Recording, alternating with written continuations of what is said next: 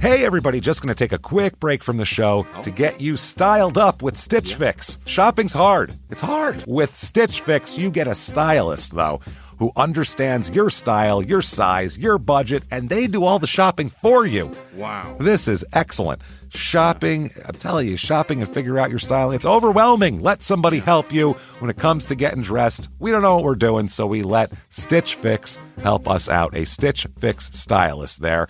They know what works on us. We get the prices that make us look really good, and it feels good. You get some confidence boost walking around knowing that you're looking decent here. Oh, yeah. Yeah, we just give the stylist our sizes, style, budget preferences.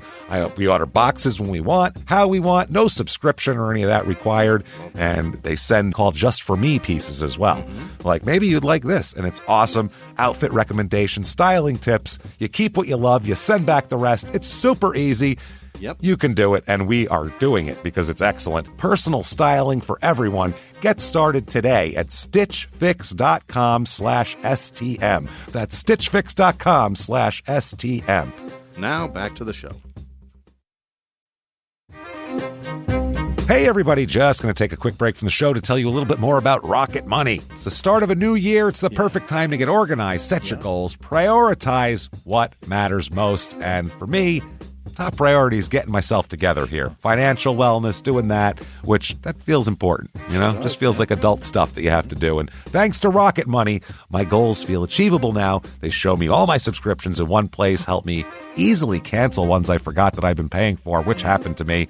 Absolutely happened to me. I had, for years, I was paying for something. I was like, what is going on here? Rocket Money found it and saved me lots of money since then, because it's been a while. So they did a great job here. Rocket Money is a personal finance app that helps find and cancel your unwanted subscriptions, monitors your spending, and helps lower your bills so you can grow your savings. Rocket Money has over 5 million users and has saved a total of $500 million in canceled subscriptions, saving members up to $740 a year when using all the app's premium features. Cancel your unwanted subscriptions and reach your financial goals faster with Rocket Money. Go to rocketmoney.com/smalltownmurder today. That's rocketmoney.com/smalltownmurder. rocketmoney.com/smalltownmurder. Now back to the show. Hi, I'm Ashley Flowers, and if you're like me and grew up watching America's Most Wanted and reading Nancy Drew, then hi, you're a crime junkie. And I bet that passion for solving mysteries never went away, which is why we've assembled a team of reporters to dig deep into all the cases we still obsess over. Each Monday, my best friend Britt and I will bring you a case that you won't be able to stop thinking and talking about. So join us by listening to Crime Junkie wherever you listen to podcasts.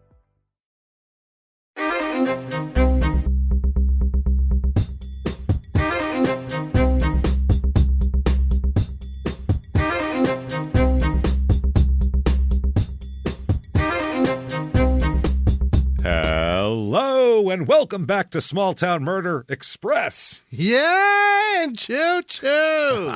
Yay indeed, Jimmy, yay indeed. My name is James Pietragallo. I'm here with my co-host. I'm Jimmie Whisman. Thank you, folks, so much for joining us all aboard the murder train, pulling away from the station for some crazy stuff today. As usual, we're going to a state we don't normally go to just because there's nobody there and they don't commit a lot of murder. But wow, when they do, it's something. And today is something. They save it up for when it counts. Very quickly here, shutupandgivememurder.com. What's there? Everything. Merch, shirts, all that stuff, but mainly tickets to live shows, especially Chicago, August the 12th. It's happening. Get your tickets right now. Yeah, if you're listening early, you can get your tickets. Otherwise, it'll be on Saturday. Get to the door. Get Jesus there. Christ. If you're listening before August 12th or on August 12th, get there. Chicago, it's going to be our biggest show ever. We're doing a Chicago-only live show as well, so it's going to be a very special occasion. Shutupandgivememurder.com. You can also get tickets for Dallas, Atlanta, and Charlotte, and a few left in D.C. Everything else is sold out because you guys are awesome, so thank you for doing that.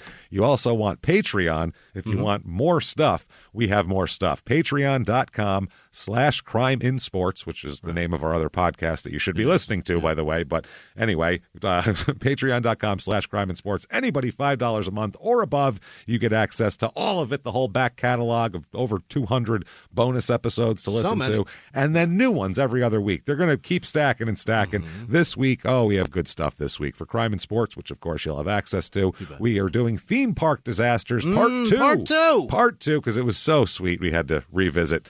And we're getting into more modern times in the new one here, Part 2. So people will launch far off of roller coasters. And then for Small Town Murder, people have asked for it a lot. The Stanford Prison Experiment, which what happens when you take a bunch of college kids and say, half of you are prisoners, half of you are guards. Let's see how you treat each other. Holy shit. It's wild. So we'll do that. No, it's terrible. It's worse than you think. So we'll get into that. That's patreon.com/crimeandsports. And you'll get a shout out at the end of the regular show where Jimmie will mispronounce your name with a big smile on his face while he's trying to get it correct. So there's that. That said, I think it's time to dive in here because, wow, do we have a weird episode. Sure do. I think it's time to, let's all do it together, everyone. Let's all sit back. What do you say? Clear the lungs. There we go. Here we go. And hands to the sky, and let's all shout, Shut up and give me murder. Let's do this, Jimmie. What do you say? Let's go on a trip, shall we? All right.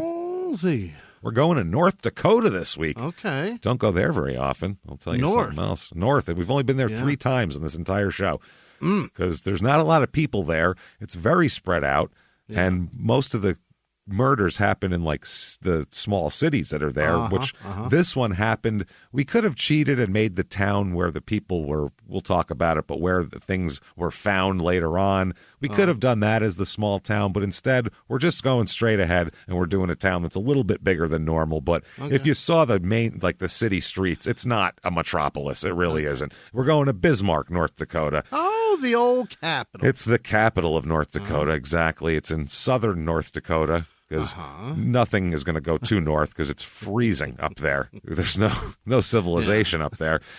Population of this of actual Bismarck is 73,321. Holy! So it's actually not too much bigger than we would normally do anyway. But it's got to be the biggest fucking collection of North Dakotans, though, right? No, it's like the third. I think I think there's other ones, but that are bigger somehow, a little bit bigger. Yeah, I think so. If that's your biggest city, town. But I don't think there's 1 million people in North Dakota. I think it's maybe not. Pretty low in population. Median income in this town, median household income, $57,660. So slightly above the national average, pretty much right there. Median home price, $318,500. So expensive, but slightly below the national average as well.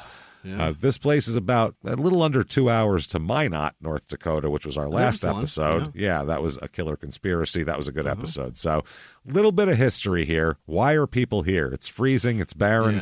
What are we doing here? Let's talk about it. That's part of it. Things like that. This was, I guess, Lewis and Clark kind of went through this area. Did they really? This was a Mandan Indian settlement, this area here. And later, different towns came in. There was a Northern Pacific Railway guy named Edwin Ferry Johnson. Sure. He's Edwin Ferry Johnson, but he works for the railroad, not the ferry. He really messed up his profession. So they called it Edwinton after him. For a while around here, which is ridiculous. Is that how they did that trail? They went all the way the fuck up and then cut over rather than a diagonal? Well, I don't think they went all the way. This is probably a corner, huh? Because you kind of have to go around shit, too. Well, they went up the river was the thing. Right. They went Missouri River because they went as far as they could on the boats, and then they got out and had to walk the rest of the way. Jesus. So once they got to mountains. So, you kind of go where the river goes when it goes to that. So in 1873, the railway named the city Bismarck in honor of the German Chancellor Otto von Bismarck. That's why it's named Otto von Bismarck is the reason for this. They hoped that this would attract German immigrants to the area and then German investments in the railroad as well. They were literally trying to kiss German people's asses, saying, please. They didn't foresee anything terrible happening out of that place. Strange. It's not at all. They said they're going to be great always. They won't start 2 world wars in the next 100 years. We've only had 2, you guys. This is the only U.S. state capital named for a foreign statesman. Which is interesting. Yeah, most of them are there. So reviews of this town we'll talk about. Here's 5 stars. They love it. A lot of people really like it here. Big fans. Yeah, I absolutely love the simple town of Bismarck that's become my home. See, nobody thinks of it as like a big city here. Yeah. It's full of the friendliest people I've ever met, and I'm glad to call many people in this small town my friends and or family. Okay, see there. She's from there, she's saying. North Dakota family, too? That's right. North Dakota nice is a real thing, especially when you start to believe that common courtesies are a thing of the past. Not only are the people great, the rolling hills full of natural resources and endless farmland pastures remind me of the great exporting powers we have in the state. We consume so little, yet produce so much. Wow, this is a commercial. We provide power and food to so many who will never even know where we are located on the map. Okay. Don't even know where you're getting all your good stuff, you fucking losers out there. 3 stars. If you want to be an everyday person, this is the perfect city to live in. If you're afraid of death, you will be comfy here. The hell does that mean? What? If you are afraid of death, you will be comfy here. I guess there's not a lot of things to kill you there. It's not dangerous. It's fucking cold. Wow, you think you'll freeze to death. There are not many other things to do than get up, go to work, pick up your kids from school, take them to practice or whatever, go home, cook dinner, go to sleep, and repeat. That's what most people do anyway, no matter where they are. You could, even if you live in, wherever, you could Midtown Manhattan. That's what you're still doing. It's still a kid. It's being a parent. It's still life. Okay, here's 2 stars. I'll read some of this. Quote, most kids turn to alcohol and drugs starting in middle school due to lack of things to do. Well, that's terrific. Early. That seems like a lot. The people here are very closed-minded, and it feels very stagnant. The people don't like growth or change, and I've seen license plates that say, welcome to North Dakota, now leave. Like license plate holders, I guess. Frames, yeah. The food is terrible, bland, and will give you diarrhea. That's a direct, straightforward. That's information you could use right there, is what I'm saying. That's valuable for me. You can use that. Now. Yeah, I don't need to know about all the other stuff. Will I get diarrhea if I eat here? That's important. Everything is either closed or closes early on Sundays. The people are religious hypocrites who frequent bars and engage in not only premarital sex, but brag about their sexual promiscuity. So it's a bunch of dudes. Wow. It sounds like a bunch of, it's probably got to be like outdoor workers there. Yeah, I would assume. Here's another 2-star review. 2 stars. Quote, I do not like this town. That's it. That's the 2 stars there. I do not like the color brown. I do not like the color brown. I would not like it in a town. I would not like it in a gown. Would not like it up or down. Up or down. Holy shit, this is wild. So things to do here. I would go to this because I've gone to a festival of this name. The Mac and Cheese Festival is here. You betcha. Yeah. You will see me at the Mac and Cheese Festival. Mac and cheese can be good. There's really not much that's bad about mac and cheese. Yeah, it's hard to make it inedible, is what I'm getting at. You could fuck it up. Put weird shit in it and make it inedible. But if you're just making a straight mac and cheese, fuck. I like macaroni. I like cheese. Let's put these things together. Yes. I can't think of a reason those two together would be bad. I went to a mac and cheese festival in New York, and we had VIP wristbands and everything. I bought the extra thing for like $20. I had a macaroni and cheese gift bag, front and center, baby. VI cheese. I am VI cheese, baby. They say this is the cheesiest event in Bismarck. All right. Yeah, you motherfuckers. The first ever Mac and Cheese Festival presented by Dakota Community Bank and Trust will take place. We've heard the Bismarck, Mandan, and Lincoln communities loud and clear. If you want more out-of-the-box community events that the whole family can enjoy, whether you're 7, 37, or 77, we think everyone can agree that the mac and cheese-filled event is a Gouda idea. Yeah. You motherfuckers. I knew they were going to stick a cheese pun in there. I could feel it. Right at the end. I could feel it. It's a Gouda idea. People are going to showcase their cheesiest, gooeyest, most delicious macaroni and cheese creations. Plus, there's, of course, a competition where they're going to send their favorite mac and cheese dish to the World Food Championships. Wow. Which is the world's largest food sport competition. Gee, that sounds weird. Sounds like you have to throw food at people, doesn't it? That's larger than the Nathan's hot dog eating contest? Apparently the world's largest food sport competition. It has to be. Maybe more like participants, contestants, probably. Yeah. Because there's only like 8 guys in that. So, Right. You know. Yeah. That said, everybody watches it. Everybody, yeah, it's on. I don't think they have like television coverage. That shit's on ESPN. Yeah. Let's talk about a murder. What do you say, Jimmy? Let's do it. Let's do this. Okay, here we go. Oh boy, this is a weird one. All right, let's go back in time a little bit, not too far. 1998. So it's far, but it doesn't feel 25 that far, years. but No, holy fuck, it's so far. It's not black and white times. Right. It's not anything like that. There's a lot of footage. The internet exists. Have a look at a 1998 car and see how beat to living shit that car is. That was a long time ago. Pre or post internet, though, you know what I mean? At this point, like you could look at like you look at the 50s as like pre and post television, and like this is pre and post internet as the 90s. Like 92, no internet. 98, fucking AOL. You know what I mean? Right. We're all there. It's all there. Yeah. Everyone has an Earthlink account, so we're all set. 1998. We're going to talk about a couple people. Gordy, everybody calls him. Make it easy. Erickstad. Erickstad. Okay. Erickstad. Erickstad. Oh. Erickstad. Gordon Kent Erickstad was born in 1945 in Devil's Lake, North Dakota. Yeah. Yeah, Devil's Lake. That's right. Everybody's got a Devil's Lake. Everybody's got it. He attended school. He graduated in 1963, went into the Army, served a tour in Korea, and then was discharged in 1967 and went to the Dakota Aerotech College in Fargo, where he graduated from there.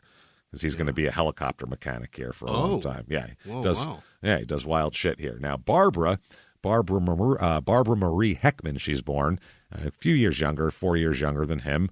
She is also from North Dakota. Her mother's name is Ethel, so hell yeah, she's very Midwestern. She went to school in Valley City. She went to Dakota Business College in Fargo and graduated in 1969, and that's where Gordy and Barb met each other. Okay. They meet in Fargo in 1969, and it is just, love at first sight. By warm in winter. You have to. You need somebody to hold on to here. By January 10th, 1970, they are married in Valley City. Really? Yep. They live in Nebraska for a while. Oh. Then they moved to Alaska for a while. Is Alaska. that right? Yeah. I don't know whether that's to temper themselves to the cold of North Dakota or what, but they do it. Then they move to Fargo, and then they end up, finally in 1973, they live in Bismarck and stay there. Okay. That's where they end up. They have 3 children. Mm-hmm. We have Michelle. We have Stacy. Those are the 2 older daughters. And then they adopt a son. Okay. A very, baby, not like when he's 12. Oh, brand new. They adopt a baby boy. Yeah. So Gordy here, worked for the North Dakota National Guard as he was a master sergeant and an aircraft mechanic supervisor for them. So worked his way up to that. And Barb worked for the Bismarck Tribune newspaper, and then she ended up in the 90s. She's been working for Dan's Supermarket.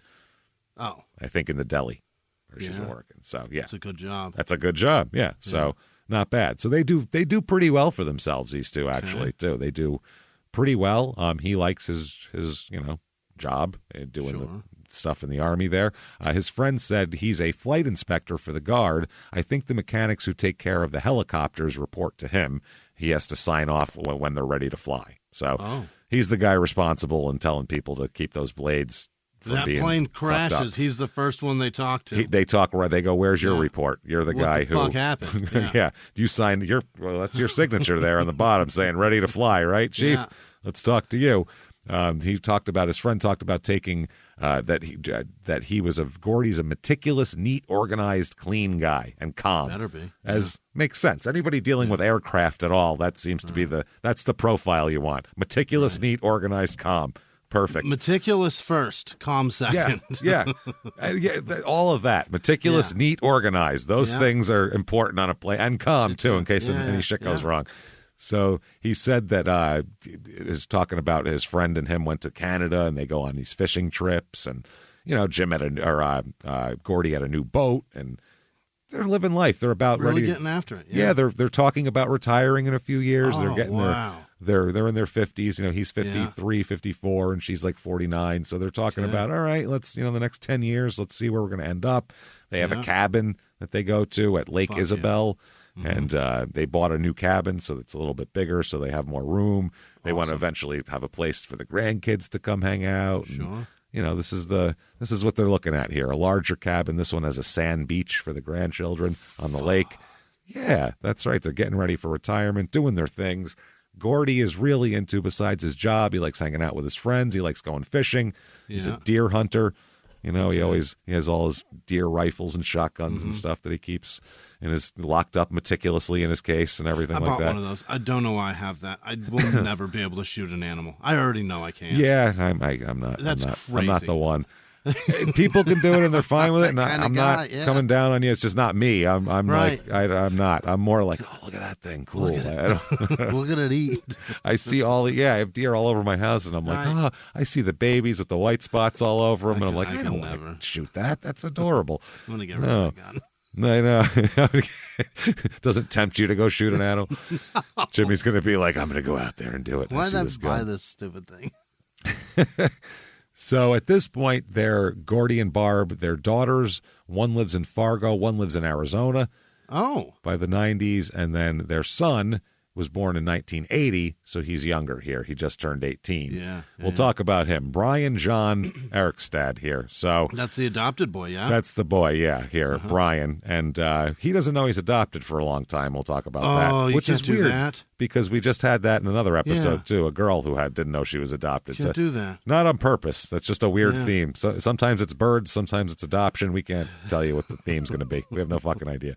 It just pops up. My dad was adopted when he was a kid. They didn't tell him till much later, and it fucked him up. It's not good. Yeah, you want to tell him that immediately, you know? So I think, I don't know, I'm not a psychiatrist. Seems like it's the best. Seems like that's what it would seem like. So they all live at 245 Laredo Drive. It's a very nice upper middle class neighborhood. Yeah.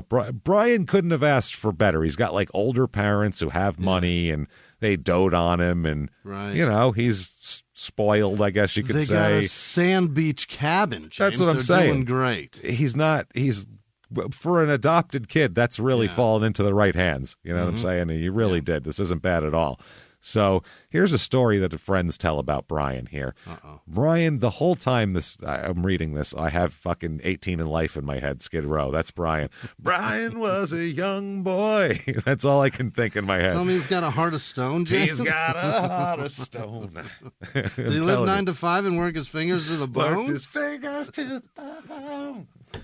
He had no money. No good at home. Oh, God. The street's a soldier. I don't know how the fuck. This world alone. Sebastian Bach is my height. How the fuck does he talk and sing like high? That? Yeah. I don't know. That's wild shit. I can't get that high. That's crazy. There's a few guys I'm not a that singer can do either, that. so It's very impressive. It's strange. It's a very strange. It is impressive. It's just, wow, how do you do that? So anyway, here's a story that they were on a vacation here, and they ended up, they're like at Lake Isabel where they had their cabin there. Yeah. And Brian accidentally tipped out of a slow-moving boat into shallow water by the shore here. He's like 13. So he's in his street clothes, wet. So he walks out of the soaking wet and walks up to the plate glass patio door of the cabin. And the neighbors, or the friends of the parents here, said that he pounded on the door until it broke because it was locked. Rather than knock on it and wait for them to come answer, he pounded on it until he broke a plate glass sliding door there and cut himself to shit because that's what plate glass does. Yeah. And they said he cut his arms to the bone. He had huge gashes all over him. Yeah, he could have killed himself. Wow. I mean, that's crazy. And he said that, Barb and Gordy are just really good people. They did everything for that boy. They had to drive him 50 miles to the emergency room after that. Wow. Talk about the weekend being over. Yeah, the interior car fucked up. Massive bleeding. Also, they stood by him when he has some other problems as a kid here. Brian's a little bit of a fuck up here. He did a stint at the Youth Correctional Center in Mandan and the Prairie Learning Center in Raleigh, North Dakota. Oh, boy. And has, I guess, had some It's just some jail here and there, picked up on theft charges, possession of stolen property charges. These are all his juvenile arrests. He doesn't even have to. No, he doesn't. He's just, Yeah. he's got a heart of stone. It's just him. Brian's just an idiot, so I don't know what his deal is. So they said that all the friends at Gordy and Barb were just, crestfallen about this shit because they treat him nice and they do good things for him, and he acts like an asshole and they don't understand it. Shit. The other two girls, they were fine. They raised them nice and they grew up fine, and then we got this asshole now. So he started drinking and smoking weed by age 13. In accordance with that review. That lines up perfectly with that person's review. That's Middle 8th grade. School. Yeah. There you go. So by 16, every weekend he's going on drinking binges, and he's also moved on to meth as well. Yeah, meth. Wow. Full on into meth now. Not 16. I feel like we've skipped a few chapters to get to meth, right? That's a lot. 3 years, weed to meth? Weed to meth. He was also by that time doing acid, popping shitloads of prescription pills, whatever he could get his hands on, and also doing PCP, which in the 90s, PCP wasn't PCP because that's when I was doing dust. It was dust. It's fucking formaldehyde that they put on tea leaves or dip cigarettes in. That's all it is. So it's not good for you, but it's not actual PCP, even though they think it was. It's just Sherm. It's just Sherm. Yeah, you're smoking Sherm, bro. I mean, but it still will fuck you up. It'll still get you a mess, but you're a fucking degenerate. Yeah, especially if you're smoking meth and drinking at the same time. Right. That's probably bad. Jesus, man. So he was turned over to the State Division of Juvenile Services, and that was when he got sent to the Prairie Learning Center. He stayed clean for about a year, but then he came home after that, stayed clean for about a year, but then he started drinking and smoking weed again. And according to young Brian here, quote, "Eventually I found meth again." Yeah. Which is, that's one thing you want to lose completely, usually. I found meth again. Hey, everyone. That was a circle that he just completed. Yeah. That is a 360, friend. You can't do that. He found meth. Like he was like, "What's that on?" Oh, wow. I stepped on something. I thought it was a rock. It's meth. Look at that. That looks familiar. Might as well shoot it into my veins, I suppose. Hello, old friend. Hello. Hello again, my friend. Stairway to Stardom creeps its ugly head back in. So he gets all back into everything. Once you find meth, the wheels are off the fucking cart at that point. You forgot about it. Yeah. So he's convicted of shoplifting at age 12, disorderly conduct, carrying a concealed weapon by age 15, possessing drug paraphernalia and running away at 16, violating curfew, possessing alcohol at 17. He was just out late drinking, probably in a park or something. He said things just kind of slowly progressed.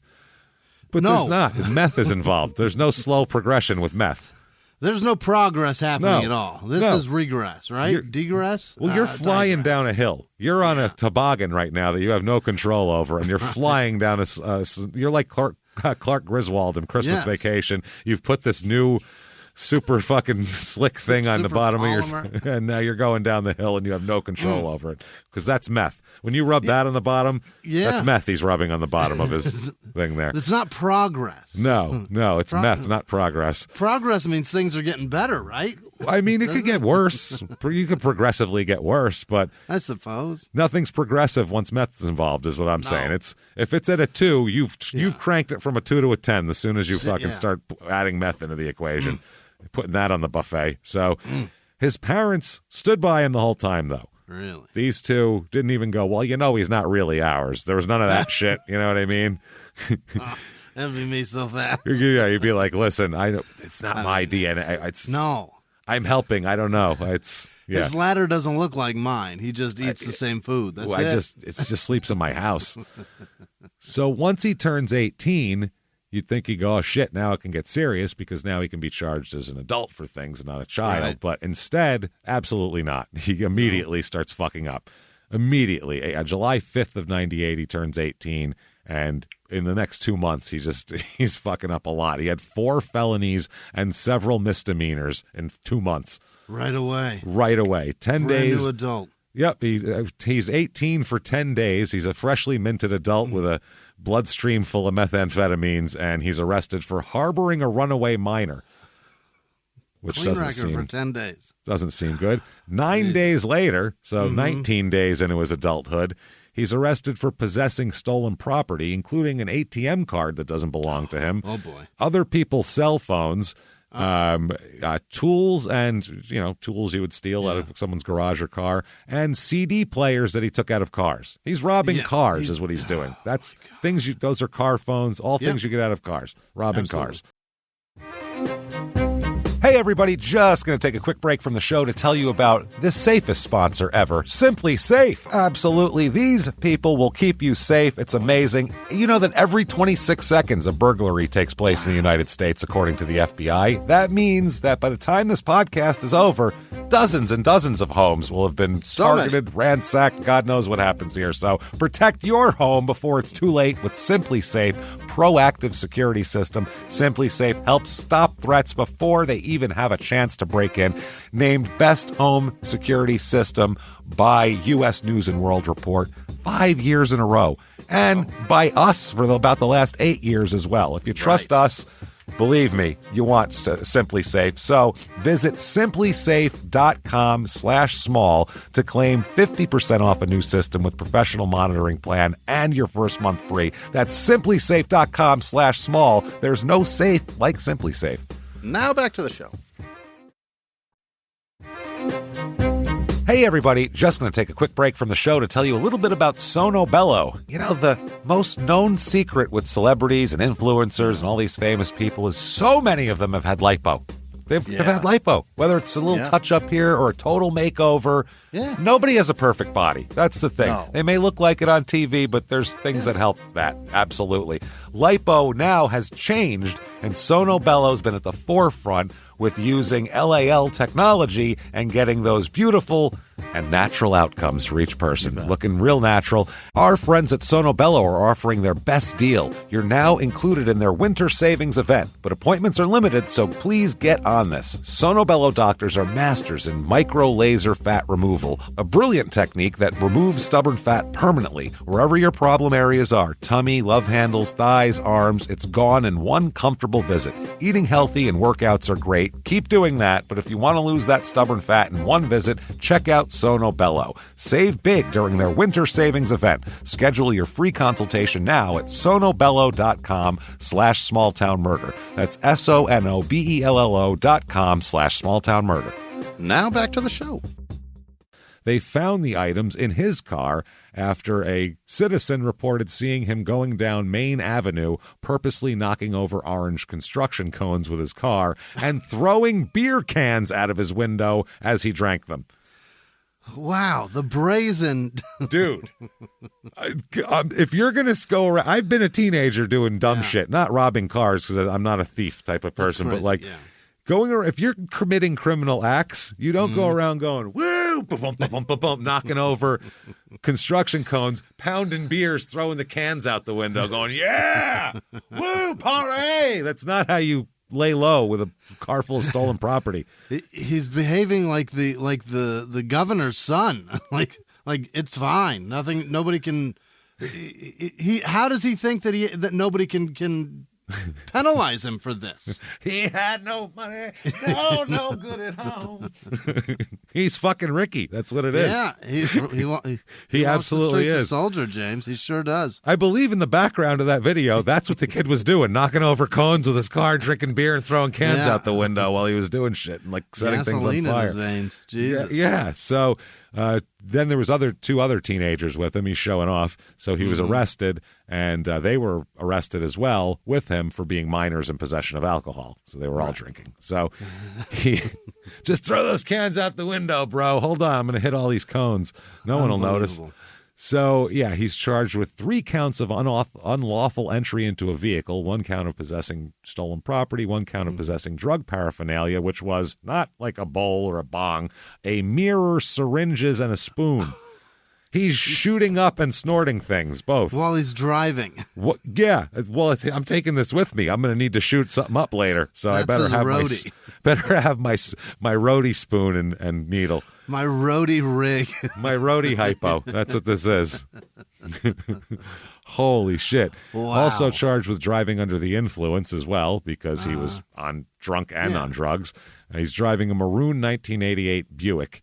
His parents posted $250 bond. Oh, God, the embarrassment. That's that. Yeah, they're completely embarrassed by it. But again, it's not ours. We didn't. That's not. I didn't do it. My balls didn't. No, it wasn't. So he filled out the hero. I'm doing well. So he filled out a document for the court here, and he wrote that he was living in his car at the time. Oh, God. Even though he's not living in his car. And that's because he said that, he wanted a low bond. That's what it was. Yeah. So he gets the low bond. He's released. He is required to live at home and not leave the area.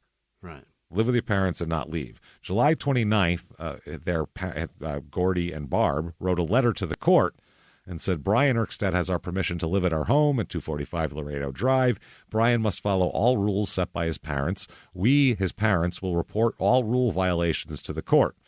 And his parents also requested that he be allowed to go to the cabin on weekends with them as well, so they can keep an eye on him. And he said, yes, that's fine. So he also gets out of that, comes home, and is arrested again like a week later. For driving without a license, liability insurance, and possessing marijuana and drug paraphernalia as well. So he's a fucking he's a mess. He's a mess, and and in a small area like this, when the cop sees him on the road, they pull him over because they just know he's got shit, and he's definitely got weed. He's probably got meth and syringes, and people who carry rigs with them always have that, and you can always bust them for that. That's what they do. Hi, Brian. Yep. Now, he said he found out he was adopted, and this was the problem here, that, he said that he had a happy childhood, but he began to not have a happy childhood when he was a teenager because he found out he was adopted, and he struggled with that. And he said, I wanted to find out who my birth parents were. I was afraid of being rejected. I thought it was going to happen again with his parents here, who've been nothing but nice to him. Right. Although never rejected him ever. No. Although when you're this much of a fuck up, you might think, wow, how could they possibly put up with this for much longer? Jesus. Right. They yelled at me because they're rejecting me. You're 16 and had a concealed weapon. Yeah. I think, and I don't know, see, I've never adopted a kid, so it might be totally different. You might have the same feeling toward them that you have for your biological kids. I've heard people say that. Right? And adopted kids have said their parents treat them like that, so it must be. But I feel like there's something about if you rip a woman's taint out, that's like on the way out. That's like when people invest a lot of money in something, they'll invest more because they don't want to give up what they've already put in. Like, I ripped a taint for you. Like, I'm going to make sure that you're not a piece of shit. I'm going to make sure. When I went in here, I had 2 holes. Yeah, exactly. Or 3 for that matter. Yeah. Now I have 2. Now I have 2. So Brian's life, what he's up to out here, he's got a girlfriend, and his buddy goes out with his girlfriend's sister, and they all pretty much live at the girlfriend's house in the basement. Oh, yeah. They have their own bedrooms down there, teenage girls. Oh, wait till you hear about his friend, too. He's a fucking piece of work. So they live at 701 Sweet Avenue, which all the kids call just the house. Sweet Avenue. And it's kind of a dump. It's like a rented house. Of course it is. They don't have nearly as much money as his parents, so his other house is much nicer. All the kids call it the house. Every group of teenagers has one house where the parents are, fucking no count, and they let their kids do whatever they want in the house just so they'll think they're cool or whatever the fuck the reason is, or they don't care. Or It's the one on Sweet. 701 Sweet Ave. So at the time this is going on here, he's going out with a young lady named Amy Werner, who's 16 years old, and his friend is going out with Michelle Werner, who is her Amy's 18-year-old sister here. Okay, so they live in the basement bedrooms with these girls. Essentially, they're always there. The parents just all right. Yeah, the girl's mom just lets it go. And they also, one of the girls has a twin brother too, and he's there as well. So there's throw him in the mix. It's a lot of teenagers. Although his friend, who we'll talk about, Brian's friend, is not a teenager and hasn't been for some time now. The one who's going out with the sister hasn't been for a while. Now, Amy, the girlfriend, she spent part of her life here in juvenile jail and group homes as well. She's a bit of a mess. Apparently, Amy and Brian don't really talk about their past problems. That's not what bonds them somehow, even though they have similar backgrounds. Amy said that the Gordy and Barb they'd just let Brian do whatever he wanted. She said, quote, he didn't have rules. he really didn't talk to them that much. He didn't want to. His parents basically just left him alone. Said that he didn't spend much time at home. She said the only time we would go to his house was when he could cook, so he could cook me lunch, or when his parents were out of town. Okay. Like when they were at work, they could go make lunch, or when they're out of town. So what's going on in this fucking basement? All right, let's talk about that. I mean, I could tell you a few things. A few things. It's pretty gross down there. It's drug, sex, and rock and roll. For you don't want to walk around there with a black light. Let me tell you something. It's going to be disturbing. Keep your shoes on. Yeah. Keep your shoes on, everybody. Everybody, keep your shoes on. He is living there. They're drinking and smoking weed every day, and also taking meth 3 to 4 days a week as well. Whoa! I don't think Nate Dogg said that. No, I don't think he said smoke weed and shoot meth every day. Shoot meth every day. That was a different song completely. So he liked to steal so he could get money to buy drugs because, he's doing a lot of meth, and meth is kind of needed all the time. You need that one, yeah. You need it, and you need a lot of it all the time, too. You got to keep buying it. It's one of those things. So he said, that's all we did all day and night. I wasn't really focused on anything else. The drugs were controlling me. I didn't think they were at the time, but now that I look back on it, this is from later, they really turned me into a monster. I guess so. He said he was mad at his parents a lot when he was a child, and he said he kind of thought was unfair to them. He said, quote, they did a damn good job of raising me. I just took a wrong turn. Okay. That's fair after you've described, I found meth again like it was... I've known you for 35 minutes, and I agree. Yeah, I agree a lot. You took a wrong turn. Yeah. So speaking of wrong turns, his friend, his buddy here, Robert Ray Lawrence. So Robert Lawrence, he is 27 at the time. Yikes. And he is living in this basement. With an 18-year-old With an 18-year-old girl, which technically is legal, but... As a father, the whole thing is creepy. Yeah, it'll keep you out of jail, but it won't get hurt. I was going to say it won't keep your teeth in your mouth, but it'll keep you out of jail. That's, show up at my house at 27 for my 18-year-old. We're definitely gonna scrap in the front yard. But you ain't welcome here. No. He's from Texas, and he was just paroled to North Dakota in May of '97. What the fuck? Because he's a grown man who gets paroled from states. Even less welcome. Even less welcome. You weren't welcome just because of your age. It gets better. Yeah. Now you're a criminal. Yeah. And he's got a sister up in this area, and that's why he's coming. That's why he got paroled up here, and he has a job prospect as a roofer. So not even a job as a roofer. No, a job prospect to be a roofer. So he got in trouble, of course, in North Dakota, too, immediately upon getting there, clearly. Yeah. And but he had served 9 months in the state penitentiary in Texas, though. Sure. So, they were people here, though, were in North Dakota where they wanted to send him back to Texas, but they couldn't get a hold of there's a lot of red tape to sending him back to Texas.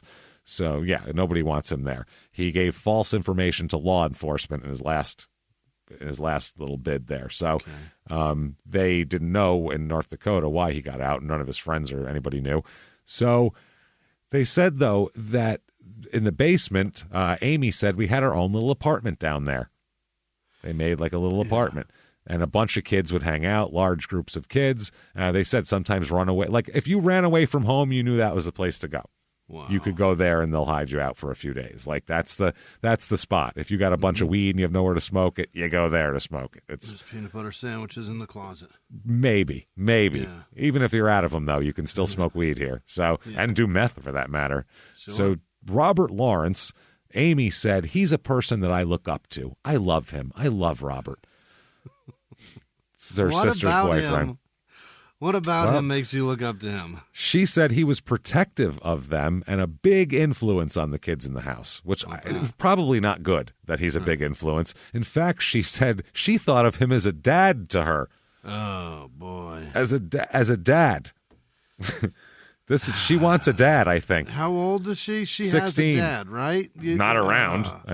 Not around at all. Not present. Not present. No, God, no. So that's not good. If your dad was around, do you think she'd look at him as a dad, probably a 27-year-old convict? She'd look at him as the guy who dad chased out of the yard with a fucking .357. That's what she'd look at. Be, yeah. Yeah, with a machete over his head. Yeah. Come back. Wow. Amy said he was in charge of me, Naomi, who's her 15-year-old sister, who's also on the premises here, and Brian, meaning Brian, who's Robert's friend. She said that her mother didn't. I'll give the mother. This is the mother, Pam. Quote, they wouldn't listen to us, so she let Robert try to control the children for her. She just abdicated responsibility to some 27-year-old fucking convict who lives in her basement and fucks her teenage daughter. And might have a job one day as a roofer. Yeah, and might have a job as a roofer. By the way, they're all doing meth down there. Yeah, that's also there. Yeah. We'll let that happen. So, holy shit. But she said that didn't work either because, quote, he didn't tell them to do anything. Well, no. But except he told suck her one his thing dick. to do. That's definitely not. And then Amy said he wanted us to have fun and do whatever the hell we wanted because he didn't get to when he was younger. That's what one of the kids said. I guess Robert's mother died in a car accident when he was very young, and he was locked up most of his life, basically. He's been in and out of jail. So this is a mess. He didn't get to have fun because he was in jail doing not... a fucking mess. Wow. So Michelle is Robert's girlfriend. She's the 18-year-old. She said she never saw Robert violent. Quote, he would go hit a sign or a pole before he would even think about hitting me. Well, that's good. That's violence. That's fine. Before he would, you're next. Don't get me wrong. She felt, I was next, but it was like he usually went through his progressions before he got to me. He's got to get the stop sign and the pole first. Yep. She said that another friend said that Robert got violent when he drank alcohol. This friend said when Robert was drinking, he would get violent and stupid. I feel like he's stupid probably when he's sober also, but stupider. When it was alcohol, things got stupid, is what this guy says. He said that he never saw Brian ever get violent, even after they got into a spat, I guess, this guy that he's talking about, and this man said, I hit Brian, and even then, Brian he didn't have a violent reaction. He was like, yo, what the fuck, man? Let's talk about this. Like he was more of a chill guy. And Amy said she never saw Brian ever violent. Quote, Brian would get angry and he'd go for a walk. Which is healthy. That's what you're supposed to do. She describes Brian as quiet, sensitive, and smart, saying, quote, he'd basically do anything for me. He knows how to have fun. He used to make us all laugh all the time. That's Brian. So Brian and Amy are going to get married, by the way. Okay. The look on Jimmie's face right now, his eyes have got about 3 times the size. Like, oh no, that's how? How many kids are they going to have in a trailer by the time they're 24? They'll be lucky to have a shit single wide. You can't be married in somebody's basement. No. That you share with others. Right. It's a fucking romper room. Amy said that Brian had 2 goals in life: to find his birth mother and ask why she gave him up for adoption. What difference does it make? If that's eaten, well, who cares at this point? But I get it. Is that? I understand the want, but I don't. That shouldn't be a goal. Maybe it doesn't matter. How about if it happens, it happens? Yeah, if I run across her, if I run into her over at the old Piggly Wiggly, maybe we'll discuss it. But if not, maybe not going to make it a big degree and maybe education and a job. Those are goals. Why? And maybe stop shooting meth into your arms would be helpful as well. So why did she give him up for adoption? And his other goal is to have a baby boy of his own, to not give up for adoption. Damn it. And to be a good dad too. Right. So she said that they were going to get married. They were going to do it. Amy said the first time she met Brian's parents, it was to announce that they were going to get married. And Barb's reaction was, this is what Amy said, his mom said, let me know when you're moving out so I can get you some stuff for your apartment. Congratulations, you two. Yeah. Like, she's totally excited. Not, are you out of your fucking mind? Right. I assume you've got an apartment on the way. Great job. You're not marrying this basement-dwelling fucking, you're not doing that. You're getting married, so obviously you have jobs and an apartment on the way. Everything's all set up, right? Let me know when I can get you the plates and let me know when I can get you a love seat. So September 16th and into the day of 17th, and overnight here, 1998, okay? Okay. There's a guy here that named Rick Storehog here. Rick said he has been drinking with Brian and Lawrence here all day long. They've been drinking all day. They started on September 16th at 10 in the morning. Oh, boy. Okay. Now, by the evening, they had been drinking all day, smoking weed, but then by evening, they're like, well, that's boring, drinking and smoking weed. Let's take it up a notch with some speedballs. Jesus. Which, yeah, that's a good one. That's just meth and coke and, any kind of upper you can melt into something and shoot into your veins. We've got too much weed and alcohol. We gotta get excited. I'm bored. I'm starting to get sleepy over here. This party up. Once you've been drinking for 10 hours, I guess you start to get sleepy. I don't want to nap yet. Yeah. Jesus. They bought a quarter of weed that night, so they were smoking that. It was about 1 a.m. here. Of the morning of the 17th, night of the 16th, Amy and Michelle hanging out with their boyfriends here, and they're hanging out, Brian and Robert and Lawrence, in the basement, obviously. And Amy said that Brian and Robert had, quote, smoked some crank and dropped acid a little while before that. Okay. So smoking crank, drinking, dropping acid. These are, wow, that's a lot.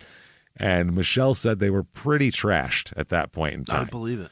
Yeah. Ryan Werner, one of the brothers of Amy and Michelle, the twin brother of one of them there, said that Robert Lawrence, came into his room, his sheeted off, cordoned off section of the basement. Knocking on a sheet, and woke him up and, quote, he told me that they were going to kill Brian's parents and not to tell anyone. Shh, Why'd you tell me? Why'd you wake me up? I was asleep. Oh, I hung out, by the way, I hung out in this fucking basement. I hung out in the basement where the parents were literally letting Satanic Bill take up one sheeted off section, and this other guy who was this ex-Marine crazy guy that I sold weed for sometimes, who was like 35 years old, slept in another quarter of the basement, and we all hung out down there. So this basement, I can see this basement. I can smell the mildew down there. I can smell it. Smells like cat shit down here. It smells like cat shit. So yeah, we're going to go kill my parents. Don't tell anyone. He said, I thought they were joking. Yeah. He said he didn't go along. He said, well, I can't help. I got school in the morning. So they were like, oh, okay. Yeah, school's good. I'm sleepy. Robert Lawrence said that there were, later on, he came back when he saw them. He said, quote, Robert Lawrence said there were either two corpses or stiffs in the back of the pickup, and it smelled like death. What? This was when he got woken up again later, which probably felt like 2 seconds to him. Yeah. So Amy, apparently, let's talk about them. On the day of the 16th, Amy spent the day attending Alcoholics Anonymous meetings at 16, then going home. Oh, then she had to go to drug and alcohol treatment after that as well. Oh, so yeah. AA, drug treatment, then went home and drank beer and did meth. It's working out. So that's working out just perfectly here. Hey, everybody, just going to take a quick break from the show to tell you a little bit more about our stylish friends at Quince. That's right. Let's go elevate your styles, people. Yeah. Get it going. Look good out there. And you can do it now without breaking your wallet, without breaking the bank, because at Quince, you can get high-end, versatile pieces at prices we can all actually afford, which is very nice. You want to get good stuff that lasts and it's good, and they have quality stuff that's very affordable. And you can do like we did, upgrading our stuff here, while still being a very reasonable price. Quince only works with factories that use safe, ethical, responsible manufacturing practices, along with premium fabrics and finishes. It's all quality stuff. You're going to love it. Trust us, it looks good. And I've got the leather jacket. It's a very high-quality item. Real nice, soft leather. Yeah. Jimmie's got his linen pants he's rocking. Yeah. They're terrific. Come on, be like us. Be fashionable. Get in there with Quince. Indulge in affordable luxury. Go to quince.com/smalltownmurder for free shipping on your order and 365-day returns. That's QUINCE.com/smalltownmurder to get free shipping and 365-day returns. Quince.com/smalltownmurder. Now back to the show. Hey, everybody, just going to take a quick break from the show to tell you a little bit about a very cool place, Thrive Market. Yes, we are both looking to get into the healthy swing this year. The problem is I don't know what's in everything, and I don't know if even I'm qualified to even read the labels to know if that's good or that's bad. Right. There's chemicals in things, and there's things floating around. I don't know what I'm doing out there. One of my favorite features, and I know you were talking to me about this, is the Healthy Swap Scanner in the Thrive Market app. Yeah, it's simple. You scan any item, and it'll instantly suggest a cleaner, healthier grocery alternative, it's great. Amazing. Yeah. That's great. Thrive Market also takes the guesswork out of finding these safe, healthy foods. For example, like I'm trying to get my protein intake up. for energy. I'm always moving around. I need stuff. And I love that you can filter their site by the high protein options. Nice. It's very cool. And you can personalize this portion and you can put filters on it. And get ready. You should be ready for a junk-free start to 2025. Get ready for it and head to thrivemarket.com/smalltownmurder and get 30% off your first order plus a free $60 gift. That's THRIVE market.com/smalltownmurder, thrivemarket.com/smalltownmurder. Now back to the show. Calling all dog owners. Your furry friend deserves top-notch nourishment, and Ollie delivers the clean, fresh nutrition your dog needs in 5 flavors they'll absolutely flip over. Ollie is made in U.S. kitchens with ingredients carefully sourced from trusted growers and producers around the world, with absolutely no harmful fillers or preservatives. With protein-first recipes like fresh beef with sweet potatoes, fresh turkey with blueberries, or fresh lamb with cranberries, you might start thinking, dang, my dog eats better than I do. And that's probably true when it comes to Ollie. Give your pup a fresh start this new year by letting them taste test a personalized meal plan with Ollie. Head to ollie.com/Wondery. Tell them all about your dog and use code WONDERY to get 60% off your first box of meals when you subscribe today. Plus, they offer a clean bowl guarantee on the first box. So if you're not completely satisfied, you'll get your money back. That's OLLIE.com/Wondery and enter code WONDERY to get 60% off your first box. Start your dog's new year off right with Ollie. Start your dog's new year off right with Ollie. She said she's partying at the house when they asked, here the boys, Brian and Robert, asked if they could borrow her red Geo Metro. Can we borrow your shit box? Right. Yeah, of course she has a 3-cylinder Metro. She said, for what? And they wouldn't tell her. So she said, no, I'm not going to fucking lend it to you if you won't even tell me why. And so she said, you know, let's go look for, they went to look for him eventually. So they take the car.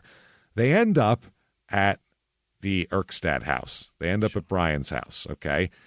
So I guess Brian and Robert had told her they were going to kill the parents, but she thought they were joking, but now she was going to check up on them. When they arrive, they get into the Erkstad's garage. Amy said she waited in the garage while he went inside. He said, we killed our parents. And she's like, no, you didn't. And she said, he said, well, come over there then. Come with us. So they end up in the garage. She waits in the garage while he goes inside. Brian comes back out and said, in the garage and said, they're still awake. So, I guess this was before he killed them. He said, we're going to kill our parents. And she said, no, you're not. And he said, well, bring me over there. I'll show you. And she said, yeah, right. Let's go over there then. She thought he just wanted to get something from his house, is what she's saying. So they're still awake. So at this point, she says that Brian and Robert went into the house together and she heard a man yell and then a woman scream. She said then Brian and Robert returned to the garage and they both had knives in their hands. Oh, boy. She said that Brian began to pace around the garage saying, what did I do? What did I do? And so she went into the house to see what the fuck happened, which I wouldn't have done that. Nope. But Amy goes into the house and sees Gordy lying on the floor in the hallway. She said she walked past his body and went to an upstairs bedroom where she saw Barb up there. Yeah. And she said, immediately obviously called 911, right? Right. No. Yeah. She came back and, quote, I told them that she was still alive because she was breathing. Don't worry. You only killed one. So they started kicking her. Oh, my God. Yeah, I guess Robert Lawrence starts screaming, cut her jugular vein, while Brian repeatedly slashes at her throat. Oh, Jesus. Yeah. That's fucking wild. So, yeah. Wow. So then she said, I told them that his friends need help because they did a bad thing, is when she got home. Because I don't think this girl, this is a different girl they got a ride from. This is not Amy, by the way. Okay. I thought it was Amy the whole time I did put this together. Another girl with a Geo It's another Metro? girl they were hanging out with. Yeah. Okay. So, no, another girl. I think the Geo Metro is Amy's, but she won't let them use it. So this girl takes them in her car. So, yeah. This girl goes back and said that I told him that his friends needed help. They went back to talk to Ryan, who's the brother there, back at the other house. And then they drove. They said at that point, Brian and Robert drove Gordy's pickup here. They said it was into a tree, but they ended up driving their Cadillac into a tree and stealing the pickup truck. Okay. But they took the pickup truck and they put the bodies there and they drove them out to another location that we'll talk about and dumped the bodies out. After that, they drove back, washed the pickup truck, and went home. I mean, what the fuck? Then they were planning on leaving the area, Brian and Robert. But before that, they gave this girl who went to the house a gas can. And she said, quote, I was supposed to burn the bodies. That was the plan. That was what they told her to do. You go and burn the bodies now out in the field. I don't understand what's the point. Well, yeah, I guess they devise a plan where Brian and Robert are good. This is 18 to life now. This is 18 to life hardcore. So they devise a plan where they're all going to run away. Robert, Brian, the two girls, and the brother as well, Ryan. They're all going to go. Everybody's going. They're all going to take off together. This Ryan said he went home to pack his clothes for everybody. They was going to pack up everybody's shit. But the cops showed up at the house because he had skipped school that day, and he's such a truant fuck that when he skips school, the cops show up at his house. That's how truant he is. You can't miss one more day or the cops show up. All right, I'll be here every day. Unless there's a double murder. Yep. Eventually, the cops broke him down, and he showed the cops a bag of bloody clothes and shoes that they had during the murders, and he had put them in a bag and hid them behind a chair in his room. Oh, so they my find God. that. Yeah. The so truant officers found that? The cops would later on. They're going to come search the house. They show up, and then it all goes from there. So imagine that. That's an eventful day for the truant officer. Did you find any kids? No, but I found murder evidence. I found bodies. So at that point, let's talk about the wounds here. Gordy has 13 stab wounds on his head and neck. Oh, good Lord. 8 stab wounds on his arms and hands. They're misses and defensive as well. Barb has 9 stab wounds on her back and multiple other stab wounds all over her body, and her throat's been slashed at a lot. Multiple bruises on her body and a fractured rib as well, because they had kicked the shit out of her also. Yeah. So terrible what they did to these fucking people. Then dumped them out in a field somewhere. So the next day, the girl who helped them with all this, who drove them there, she lied to the cops about what she knew. And she said, though, eventually she relented, and she's the one who led the police to the bodies. Got it. And she said, I told the truth because, quote, I knew this was wrong. Well, shit. You didn't tell the truth at first. No, not at all at first. Yeah, that's fucking crazy. So they discover the crime scene after Amy ends up going to the police station and said that her boyfriend may have done something to someone here. So first she tells him she didn't know what happened. She's like, I don't know what happened. Then she does. But all she does know is when they left and were doing all this shit, they left at 1 a.m. and then came back at like 8 o'clock in the morning. And she was like sitting on the porch waiting for them. And Brian showed up and said, you're pissed, aren't you? And she said, don't you know when to come home to my house? And he said, well, I was at a party. So boy, what a party. What a party. She didn't go to school. She went back downstairs and went to sleep. And then her mom, Pam Stockard, woke them up and said that you didn't go to school. What the fuck? The cops are going to come. And then they did. So what the shit? Amy said she was at a friend's house later that day when she found out what happened. She said she was pissed. She said she was screaming furiously and pounding on the ground. She said she asked for a gun, which she intended to use on herself. Okay. Because her boyfriend killed his parents. That's, wow. Her 19-year-old sister, Michelle, I guess she's 19 now, she said that she found out, she said, I was shocked. I couldn't believe they do something like that. She said it wasn't like they were totally happy, but they weren't scared shaking. They didn't act like they just slaughtered 2 people, which is weird. So they go search the house, the basement house, not the murder scene first. That's where they found some stuff to begin with. They find, they're looking for baseball bats, bloody clothes, shoes, bed sheets, blankets. They find a bath towel with blood stains on it, latex gloves, all sorts of shit like that, that sort of thing here. The girls, by the way, here, they decided, well, we're going to flee the state and go to Texas with them, where the other guys also wanted. Right. What's 2 places we're wanted? Let's stay out of those. What do you say? Where the penalty for this is way worse. It's fucking terrible. So Amy said, though, at the last second we stayed. They didn't want us to get hurt. Yeah. Also, you're a minor, and you're gonna. Right. That's What are you another doing? fucking thing to look for. So they said they wish they had gone though. Because they both of these young ladies wish they had gone with them because they vow to stick to their plans to marry these young men. Good Lord. Whether they're in prison or not. That's what you want to do at 16. Throw your life away completely. They carved up this dude's parents. Like, Yeah. Wow. Why would and you then want to even be with lied them? to you about it? Yeah. Right. Amy said, I have no doubt about it that I am marrying him. People make mistakes, but I love Brian and I always will. Oh boy. Wow. I don't know. She said, well, why'd they do it? They asked Amy, and she said, it's a mystery. It was probably all the drugs they were on.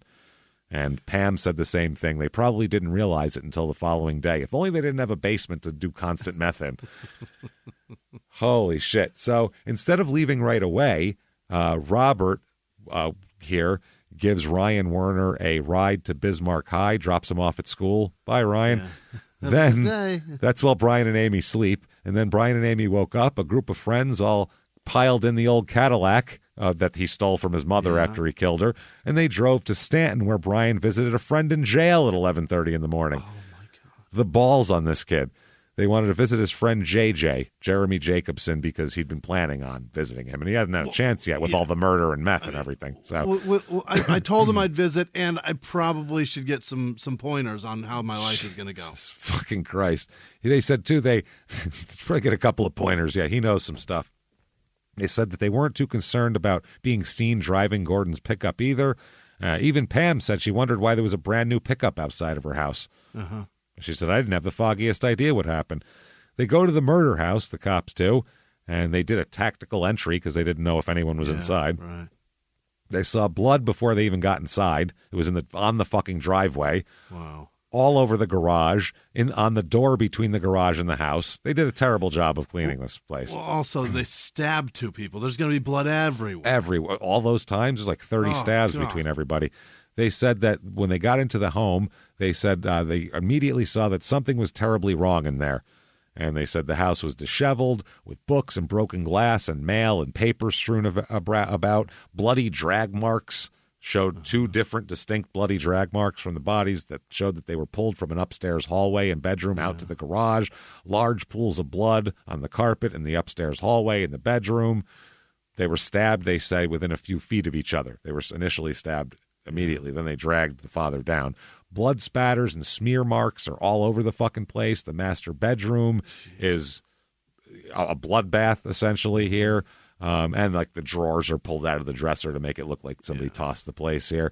They found 3 knives lying in the kitchen sink, a large chef's knife, a fillet knife, and another knife that was broken in half with pieces missing from its tip. I think I know where they are, Yeah, where the tip is. Yeah. Holy shit. They said that there's defensive wounds on them, and it's a mess. It's a disaster. Now, Amy said that, she had drank quite a bit, smoked weed, and took meth or coke or something on the night of the murders here. And she was pretty messed up, but, she thinks she knew what was going on that night, so she didn't even think he did it. The bodies are found in Selfridge, North Dakota, which is on the Mandan. It's a Standing Rock Indian Reservation. Okay. So that's, Mandan territory here, and it's dumped in a field it's 50 miles south of Mandan, the town. And that's where they find them, just dumped in a field. Mm-hmm. And that one girl took them. So then they find out the night before they had been talking to everybody about killing their parents, but no one took them seriously. Everyone thought they were kidding. They were being like goofy. I'm going to go kill my parents. Yeah, right. The one friend said, Brian didn't get along with them. He was having problems with them. No, he was having problems, not with them. They didn't do anything to him except bail him out of jail. Right. They were about write to letters buy him to judges. New stuff for his apartment that he can't afford. Jesus Christ. So they said that as for the room, Amy and Michelle denied hearing their boyfriends talk about killing them that night and saying it wasn't premeditated, even though it clearly was. Yeah. And they said, as for the rumors that Brian and Robert drove around with the bodies in the pickup and showed them off and took them to a party, Amy said, that's just false. That's ridiculous. Quote, I just want the rumors at school to stop. Imagine being her now. Oh, my God. That is wild. That's fucking crazy. So reactions here, obviously, people are like, holy shit. One friend actually says that Brian described him as a calm guy but has an explosive, insane temper. Insane. Like you would pound plate glass till you cut yourself type of thing. He's very calm till he snaps. Everyone said of Gordy and Barb, quote, two of the nicest people you ever want to meet. It was they said, quote, just regular middle-class people that live up and down this street. It's the last thing you'd expect in this neighborhood. Right. So they're doing a nationwide search for these two fucking idiots. Where are they? Where the hell did they go? They drove off. They have a whole thing for them. Robert's 5'11", 175. The other one's 6 feet tall, 155 or whatever. They're saying we have significant evidence. We got to find these two. They arrest them in Texas. Okay. In the pickup truck still, driving Dad's pickup truck. Smart. Real bright, these two. Yeah. So they're arrested on 2 counts of murder, conspiracy to commit murder, theft of property. Where the fuck were they going to go in Dad's truck? They just figured, well, my dad's truck. It's fine. I don't know what they were doing here. They want to have a change of a venue from Bismarck area because they said there's so much publicity with all this. Yeah. And they go, nah, not too much for you. You're good, probably. So they do that. While they're in Texas in jail, Amy and Michelle took their phone calls from there. And while they transfer them up to North Dakota, takes their phone calls. They go there at night to try to see them through the outside windows. They stand outside the jail and wait for them to come to the windows so they can wave at them and probably flash their tits or something. I don't know what they're doing. Oh, these bitches. Yeah. Amy said, it's really funny. I had to teach Brian how to use a credit card, that he stole from his parents. I added that part. But yeah, to pay for his gas right at the pump before he left, as I aided and abetted him fleeing a murder charge. Somebody else's credit card, obviously. And warned him not to use the same card all the time or he'd get caught. Very nice. What? Oh, my God. So they asked Pam. Where's your dad? Where's your, because your mom is here. Yeah, quote, right. They asked Pam about it, and she said, just because this happened, I don't hate the guys. I've never seen the violent side of them. I can't hate them. It's hard. I have to believe that they did it, though. They're fine. Yeah. They're all good. Don't worry about it. Believe it because there's so much evidence. So Brian's in jail for a while. Yeah. He becomes what he says overwhelmed with grief and shame, and he cuts his wrists. Okay. So he said that he was bleeding to death and unconscious when he was taken to the emergency room, but the prosecutor has a different way of putting it, that he made a half-hearted fucking hack at himself for attention, basically. It wasn't a real suicide attempt. So they have differing views on that. He started seeing a minister that comes to the jail every week. Yeah. And immediately he said right away he decided that he needs to turn his life over to the Lord and things will be better. Okay. Brian said, I decided that's what I want. I want everything to be okay. Nobody else was here for me, so I turned my life over to Christ, and I feel a lot different now. Okay. That's not helpful for court. Yeah. He said, even though I may not ever get out of prison, Jesus will love me, and someday I'll be reunited with my family. Let's hope not, because Gordy's going to kick your ass. Oh, yeah. He's fucking gonna be mad. Helicopter mechanic style. So, this is insane. So there's a plea that they're trying to get worked out that they never get worked out. While they're trying to get a plea worked out, his lawyer comes and says that people are putting glass in Robert Lawrence's food. Oh, really? And they decide, jail officials don't know if the glass actually was put in his food or if things might have fallen in it from all the construction projects underway at the prison. Just ground up glass fell from the ceiling on That's it, possibly. a warden that hates him anyway. Wow. Holy I shit. don't know. Could have come from anywhere. I mean, there's a lot of stuff. There's dust everywhere. You know how it gets. Wow. September 4th, 1999 here. Pam here, Pam Stocker, the girl's mom, has to plead guilty to neglect. Thank fuck. Thank God. Yeah, someone hold fucking parents responsible for something here. So felony child neglect and contributing to the delinquency of a minor, which is a misdemeanor there. So a felony and a misdemeanor, they filed charges, and they said that she allowed them to move in and basically take up residence with her minor children and allowed minors to use drugs and alcohol in her house and allowed her children to associate with disreputable individuals. And, they said actions completely inappropriate for a parent. Blah, blah, blah. She could get 5 years in prison for this. Wow. So I hope she does. Wow. Amy said at this point she goes to the Erksted's house every day, almost every day, and stands outside crying. Really? She said, it just pisses me off to know that I'm not going to be able to go there and get him at his house. Oh, my That's God. why She she's is upset. Fucked up. Yeah, she's upset because he's in jail. So Brian's trial is, they get Amy to testify, and this is from the newspaper. Amy Werner also took the stand, but she clearly did not want to be there. Although she initially answered the prosecutor's questions, as the queries became more incriminating to the defendants, her answers came more reluctantly and sometimes sarcastically. Dressed in a black leather jacket, she looked aggravated and swiveled her chair back and forth as the questions came. She rarely looked at the prosecutor and paused for, quote, several minutes before answering some of his questions. Several minutes? Several minutes. I will fuck this trial up because you have my boyfriend. That is 3 minutes amazing. in a courtroom is causing silence. It's pandemonium. That's Unbelievable. crazy. Holy shit. That's wild. So they have all the evidence in the world. Yeah. Tons of people saw him. They told everybody. They don't really have a lot of defense here, honestly. No. If they have, their defense is that, I didn't mean it. I don't even know how you'd say it. So they're found guilty Yeah. of murder, obviously, ×2. Now, the sentencing, he says that he wants to tell the judge, Brian, before sentencing, that last night I was crying and I was praying, saying, please give me another chance. Please, Lord. And I feel like Jesus is with me. Yeah. And the judge says, you, sir, may fuck off life with parole. Is that right? With parole. It is life with parole plus 10 years to run consecutively. So if he gets paroled for that life, now he's got another 10, though. 10, yeah. Okay, that's for the theft and all that kind of shit. He says that Brian says he couldn't be more happy that he was spared and he could possibly get parole. He said, quote, I owe it all to Jesus Christ. Jesus did this. Jesus is going, Brian, no. Brian, stop right now. You murdered people, Brian. I'm happy they're putting you away, Brian. This is my doing. And did you misunderstood what the judge said? Yeah. Yeah. So he said he's happy with that. He does an interview after this where he says that he, quote, I don't want to go into the past.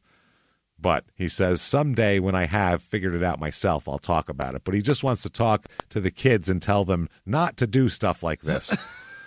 Literally. Yeah. Literally. That's his thing. Hey, kids, don't kill your parents. He said he plans to use the rest of his life to try to help others, even for prison. He wants to warn young people about drug use and the importance of sticking with their family, just not murdering them. That's drug use, whatever. Don't kill your parents. He said, I want to try to turn some people's lives around. I know I can. I don't have a lot of faith in you. They appeal based on the fact that they didn't get to change venue because of the publicity, and the court says, you can go fuck yourself. Eat dicks, go back to prison. The Erkstads, the girls, his two sisters, Brian's sisters, sue the state of Texas for letting this guy basically run around unsupervised in North Dakota. Yeah. They lose, though. The court rules in favor of Texas. Well, you can't sue Texas. They win all the time. They're not going to, you can't sue a state. They're just a suing the nightmare. whole state. No shit. We'd all sue them for embarrassment. No. So 2014, Brian finds a harsh reality that he didn't realize. What's he said that? not until September 2014, this is from a court document, when the petitioner received a letter from the parole board, did he learn of the current interpretation of the law and learn he's not eligible for parole until February of 2047. Wait. When he's 67 years old. After that, he has to serve at least 8.5 more years from the other one. So his earliest is 75 years old before Brian's he's eligible. been walking around prison going, I'm getting out soon. I'm getting out. You bitches can suck it. And he's like, fuck. When I'm almost 80? Shit, almost 80. And then he tries to fight it and does for relief in the courts, puts a thing in for relief. And the North Dakota Supreme Court dismisses his case to seek relief. He's not even allowed to seek it. Eat dicks. See you in 2055, cunt boy. And he's Brian, gone.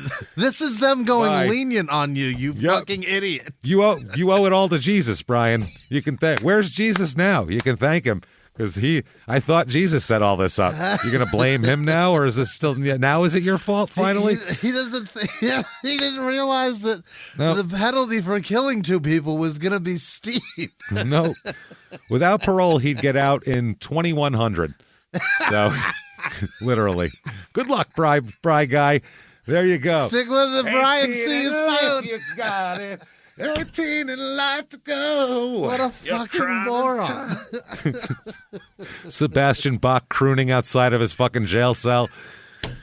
That, everybody, is Bismarck, North Dakota. See why we went a little bigger city? It was worth it. There you go, everybody. If you like that, tell the world. Give a review on whatever app you're listening on. Audible, fucking Apple Podcasts, this one, that one, whatever. It helps a lot. Do that. Shut up and give me murder.com. Tickets to all the live shows you want out there. Chicago, August 12th. Get your tickets. Dallas, Atlanta, Charlotte. Get your tickets. Couple left in Philly as well. That's there. Patreon.com/crime and sports. $5 or above. Tons of bonus shit. 2 new ones every week. This week, you're going to get Theme Park Disasters Part 2. Want to hear about kids flying hundreds of yards off of roller coasters? We fucking got it for you. Then we're going to talk about Stanford Prison Experiment. Are people scumbags? Fuck yeah, they are, especially when you let them be. And that's that. We'll talk all about that shit. Patreon.com/crime and sports. Plus, you get a shout out at the end of the regular show. Follow us on social media at Murder Small on Twitter, at Small Town Murder on Instagram, and Threads, and at Murder Small, or at Small Town Pod on Facebook. Do that. Follow us on social media. It's all on the website. Shutupandgivememurder.com. That's right. Gobble, gobble, motherfuckers. We're out, turkeys. Have a good one. Not meth.